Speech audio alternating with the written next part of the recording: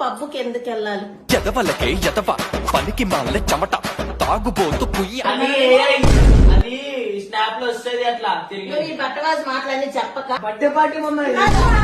అరే mummy pub కాదమ్మా, అది ఫ్యామిలీ క్లబ్. ఇలా కొడుకుని నమ్మద్దండి. నువ్వు ఏదైనా నాకు చెప్పి పోవాలా లేదా? నీకు ఎందుకు చెప్పాలి నేను? నువ్వు నన్ను అడుగుతున్నావు. సరే నన్ను ఎందుకు కొడుతున్నావు మమ్మీ? చెప్పు. కొట్టొద్దు, కొట్టకుండా మాట్లాడు. నువ్వేమన్నా నీకెందుకు చెప్పాలని అడుగుతావు? మమ్మీ నీకు కాకపోతే ఇంకోటి ఇస్తా మమ్మీ.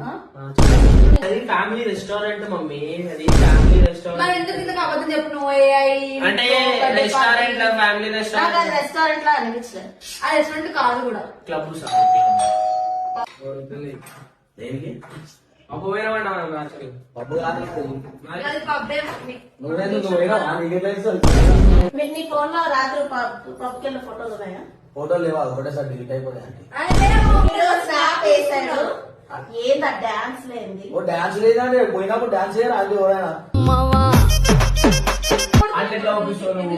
ఎట్లా ఒప్పిస్తావు? సూపర్. నేను పప్పు కాని కొడతా.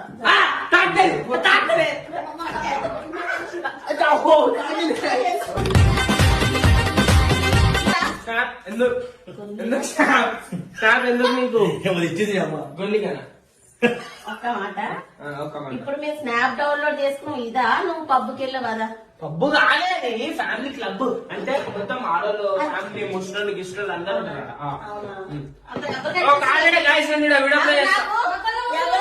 ఇద్దరు అమ్మాయిలు డాన్స్ వేస్తున్నారు, మీరు క్లాప్ కట్టుకుంటూ వాళ్ళు విజిల్ చేసుకుంటూ చూస్తున్నారు. ఆడోళ్ళు ఆడితే మేము అసలు ఇట్లా ఇట్లా అసలు మాకు ఆడోళ్ళు నువ్వేమో ఇట్లా ఇదేమో ఇట్లా దెబ్బలు పడతాయి రో